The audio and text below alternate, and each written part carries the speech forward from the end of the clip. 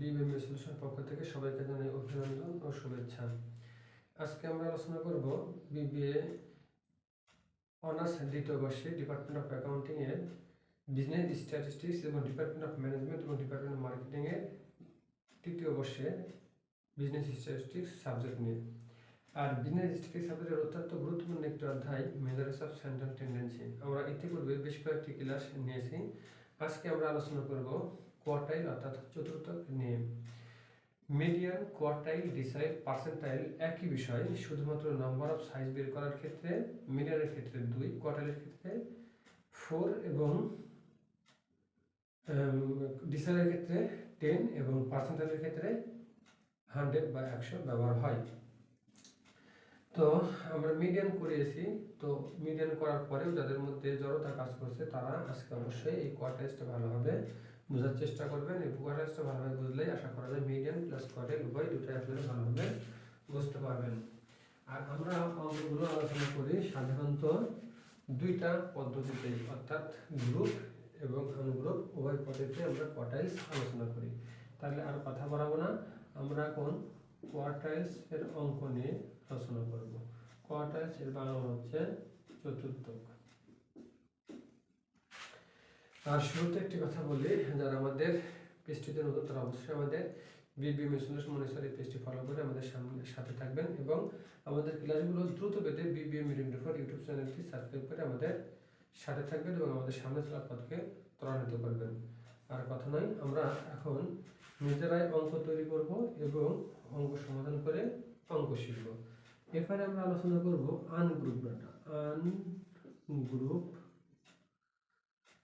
Ungroup data আমরা জানি অর্থনীতির তথ্যকেই আনগ্রুপ ডাটা বলে।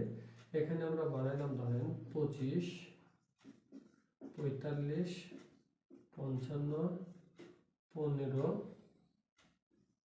20, 10, অর্থাৎ 1, 2, 3, 4, 5, 6 6টা অঙ্ক আমরা নিয়েছি। তো এই আনগ্রুপ ডাটার ক্ষেত্রে শুরুতে আমাদের বের করতে হবে number of size. Number of size বের করার নিয়ম হচ্ছে n + 1/4। আমরা সেম ভাবে বের করছিলাম n + 1/2 মিডিয়ানের ক্ষেত্রে। ফলো করুন কোয়ার্টাইলের ক্ষেত্রে শুধুমাত্র এই 2 এর জায়গায় 4। তো এখন আমাদের এখানে সংখ্যা কয়টি? আমাদের এখানে সংখ্যা আছে হচ্ছে 6টি। তাহলে 7কে যদি আমরা 4 দ্বারা ভাগ করি তাহলে কত দাঁড়ায়? 7কে যদি আমরা 4 দ্বারা ভাগ করি তাহলে দাঁড়ায় হচ্ছে 7/4 অর্থাৎ 1.75। 7/4 1.75 আইটেম। এই হচ্ছে আমাদের নাম্বার অফ সাইজ বের হলো। এখন আমরা যদি এই জায়গাতে যখন কোয়ার্টাইল করব, কোয়ার্টাইল হয় হচ্ছে 1 এবং 3। কোয়ার্টাইল হয় হচ্ছে 1 এবং 3। সেই ক্ষেত্রে যদি আমরা 3 করি সেক্ষেত্রে শুধুমাত্র এই জায়গাতে এই 3টা গুণ হবে, আর সেই ক্ষেত্রে আমাদের মানও চেঞ্জ হবে, তাহলে অঙ্কের ফরম্যাটটাও চেঞ্জ হবে। যাক, আমরা 3 যখন করব তখন শিখব। এখন আমরা কোয়ার্টাইলসটা করা শিখি। এখন কোয়ার্টাইলস করার ক্ষেত্রে আমাদের এই সংখ্যা রাশিমালাকে আমাদের ছোট থেকে বড় আকারে সাজাতে হবে। তাহলে ছোট কত? 10, তারপরে 15, তারপরে 20, তারপরে 25, তারপরে হচ্ছে 45, তারপরে 55, 1, 2, 3, 4, 5, 6। তাহলে এখন কোয়ার্টাইল সূত্রটা দাঁড়াবে quartile 1 first item plus 0.75 second item minus first item. এই সূত্রটা কখনোই ফিক্সড না বা স্থায়ী না, এটা আপনাকে মনে রাখতে হবে। এই আইটেমের উপর ভিত্তি করে দশমিকের আগে যেটা থাকবে সেটা পূর্ণ সংখ্যা, দশমিকের পরে যেটা থাকবে সেটা আগামী সংখ্যা। তাহলে আমাদের এটা যেহেতু ফার্স্ট, সেই জন্য প্রথম আইটেম, তারপরে অবশিষ্ট অংশ 75, আর বলছে কি পরবর্তী আইটেম, অর্থাৎ একের পরবর্তী কত? 2। তাহলে 2 থেকে 1 বাদ। যদি জায়গাতে 2.75 হয়ে যেত, এখানে আমরা সেকেন্ড আইটেম লাগানো, এখানে 3 থেকে 2 বাদ দিতাম। এভাবে আমাদের সাজাতে হবে অঙ্কের উপর ভিত্তি করে। তাহলে ফার্স্ট আইটেম কত? 10 0.75 সেকেন্ডের পর 15 মাইনাস 10, তাহলে এই হলো 10.75 গুণন 5, এই হলো 10। যদি 0.75 কে 5 দ্বারা গুণ করি তাহলে দাঁড়ায় 3.75, 3.75, তাহলে উত্তর দাঁড়ায় 13.75। এই হচ্ছে আমাদের কোয়ার্টাইলস 1। এই হচ্ছে আমাদের আনগ্রুপ ডাটার কোয়ার্টাইলস 1 করার নিয়ম। আমরা তো বললাম যদি 3 করি তাহলে এই জায়গাতে আমাদের কি হবে, 3টা শুধুমাত্র গুণ আকারে হয়ে যাবে আর এখানকার আইটেম চেঞ্জ হবে। আমরা একটু দেখিয়ে দিই শর্টকাট। তো এই জায়গাতে যদি আমরা, এটা হচ্ছে গেল কি কোয়ার্টাইল 1, এখন যদি আমরা করি কোয়ার্টাইল 3, সেই ক্ষেত্রে আমাদের, অর্থাৎ যদি কোয়ার্টাইল 3 করি তাহলে আমাদের এটাতে কি হবে, এই 3টা গুণ হবে। আর যদি 3টা গুণ হয় তাহলে এখানে দাঁড়াবে 7, 3 7 21, আর 21কে যদি আমরা 4 দ্বারা ভাগ দেই তাহলে আইটেম আসবে 5.25, অর্থাৎ 5.25। তাহলে এই জায়গাতে এখন আমাদের আইটেমটা, অর্থাৎ সূত্রটা চেঞ্জ হয়ে যাবে। চেঞ্জ হবে বলতে গেলে কি, 5 আইটেম এই জায়গাতে হবে 25, এই জায়গাতে তাহলে আমরা এখন লিখব 6 মাইনাস 5 আইটেম। এই হচ্ছে আমাদের সূত্র সাজানোর সিস্টেম। তো যেহেতু আমাদের ওটা ফর্মেটই চেঞ্জ হয়ে গেল, সেহেতু আমাদের এখানটা কি উত্তরও চেঞ্জ হয়ে যাবে। তাহলে এখানে 5 নম্বর আইটেম কত, 1 2 3 4 5, অর্থাৎ 45। এখানে আমাদের অবশিষ্ট অংশ 25, এখানে 55 থেকে 45 বাদ, তাহলে 45 প্লাস 0.25 গুণন 10, তাহলে 0.25 গুণন 10, তাহলে হয় 2.50, অর্থাৎ 45 যোগ 2.50, তাহলে হবে 47.50। এই হচ্ছে আমাদের কোয়ার্টাইল 3। অর্থাৎ কোয়ার্টাইল 3 এবং কোয়ার্টাইল 1 সেম নিয়ম, শুধুমাত্র এখানে 3 গুণ হবে, আর গুণের কারণে আমাদের আইটেম চেঞ্জ হবে, আর আইটেমের কারণে আমাদের সূত্র চেঞ্জ হবে। আশা করি আপনারা কোয়ার্টাইলস গ্রুপ আনগ্রুপ সুন্দরভাবে বুঝতে পারছেন। এখন আমরা আলোচনা করব গ্রুপ ডাটা। গ্রুপ ডাটা যদি আমরা এখানে একটা অঙ্ক তৈরি করি, অর্থাৎ group data, GROUP group data, যদি এখানে আমরা একটি অঙ্ক তৈরি করি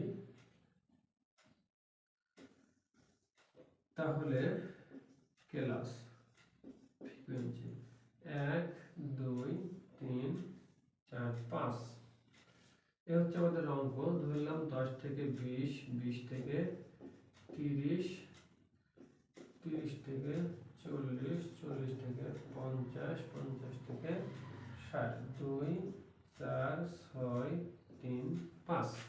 এই হচ্ছে আমাদের একটা অঙ্ক গ্রুপ ডাটা। এটা আমরা যদি কোয়ার্টাইল করি তাহলে শুরুতে আমাদের একটি সলভ করতে হবে, ক্যালকুলেশন অফ কোয়ার্টাইলস।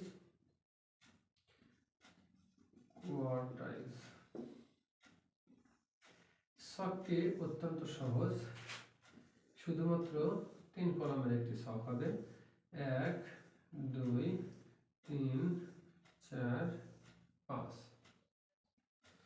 তাহলে এই জায়গাতে আমরা 1 2 3 4 5, এই জায়গাতে কি লিখবো, ক্লাস, এই জায়গাতে ফ্রিকোয়েন্সি, এই জায়গাতে সিএফ, অর্থাৎ কমিউলেটিভ ফ্রিকোয়েন্সি।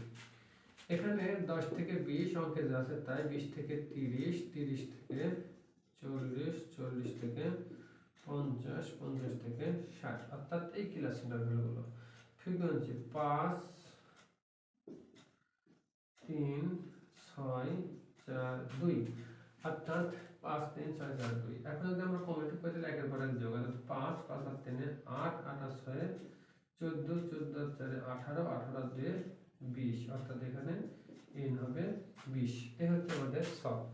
আমরা মিডিয়ানের ক্ষেত্রে যেরকম সলভ করছি ঠিক কোয়ার্টাইলের ক্ষেত্রেও একই ছক। এখন কোয়ার্টাইল 1 যদি আমরা করি তাহলে এই জায়গাতে আমাদের সূত্র L প্লাস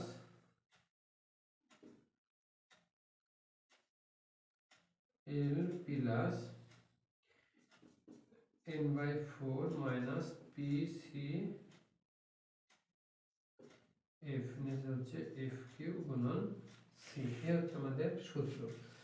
এটা যদি আমরা হিয়ার করি তাহলে এখানে দাঁড়ায় আমাদের n/4 বলতে গেলে গ্রুপের ক্ষেত্রে ফ্রিকোয়েন্সি যোগফলটি হয় হচ্ছে n, তাহলে 20 কে 4 দ্বারা ভাগ করে 4 5 20 অর্থাৎ 5 আইটেম। আচ্ছা, এই আইটেমটি আমরা দেখব এখানে কোন ঘরের মধ্যে আছে। এই আইটেমটি আমরা দেখতে পাচ্ছি 5 এর মধ্যেই আছে। তো অঙ্কটি কিছুটা বোঝাতে আপনাদের সমস্যা হয়ে যাবে, তার কারণ আমরা জানি যার মধ্যে আছে তার পূর্বেরটা পিছের ধরতে হয়। আমরা একটু ঘুরাই নেই, 2 4 6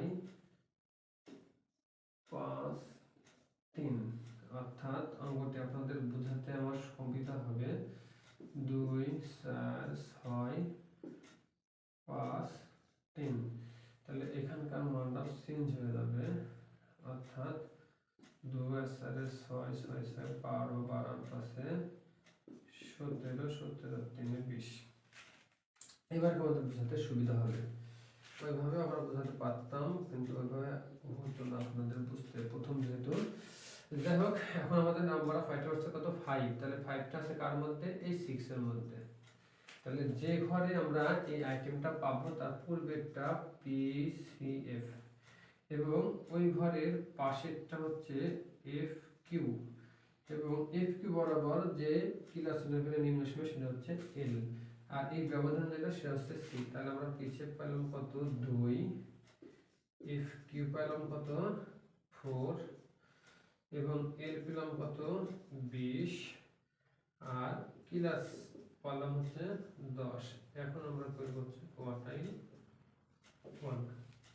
তাহলে এখন আমরা মান বসিয়ে দেই, 20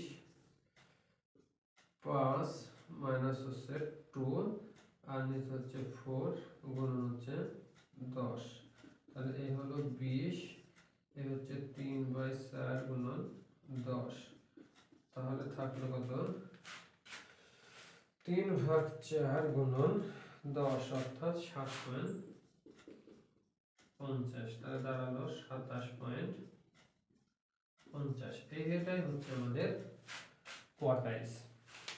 যেটা আমরা করলাম এটা হচ্ছে কোয়ার্টাইলস 1, এটা হচ্ছে আমাদের কোয়ার্টাইলস 1। যদি এখন এই অঙ্কটা দেই আমরা কোয়ার্টাইলস 3 করতে চাই তাহলে একটু ফলো করুন। কোয়ার্টাইলস 3 করলে আমাদের এই মানগুলো চেঞ্জ হয়ে যাবে। কেন চেঞ্জ হবে সেটা আপনাদের দেখাচ্ছি। এখানে আমরা কোয়ার্টাইল 3 এর ক্ষেত্রে এটা এই যে এই জায়গাতে আমাদের 3টা গুণ হয়ে যাবে আনগ্রুপের মতোই। তাহলে এই জায়গাতে 3 গুণ হয়ে যায় তাহলে এখানেও 3 গুণ হবে, আর ওখানে যদি 3 গুণ হয় তাহলে অবশ্যই এখানেও গুণ হবে। তাহলে 3 বিশক 60, আর এই 60 কে যদি আপনি 4 দিয়ে ভাগ দেন তাহলে আসে 15, তাহলে আসে কত 15 আইটেম। তাহলে এখন যদি 15 আইটেম আসে তাহলে অবশ্যই এই মানগুলো আর থাকবে না, আর এই মানগুলো যদি না থাকে তাহলে অবশ্যই আমাদের এখানকার ফরম্যাটও আর থাকবে না। তাহলে আমরা দেখি, তাহলে 15টা আছে কার মধ্যে, এই যে এই 17 এর মধ্যে। তার মানে এইবার PCF হবে হচ্ছে 12, FQ হবে হচ্ছে 5 আর L হবে হচ্ছে 40 আর C তো 10 আছেই অর্থাৎ 10। আচ্ছা, L হচ্ছে 40, FQ হচ্ছে 5 আর PCF হচ্ছে 12।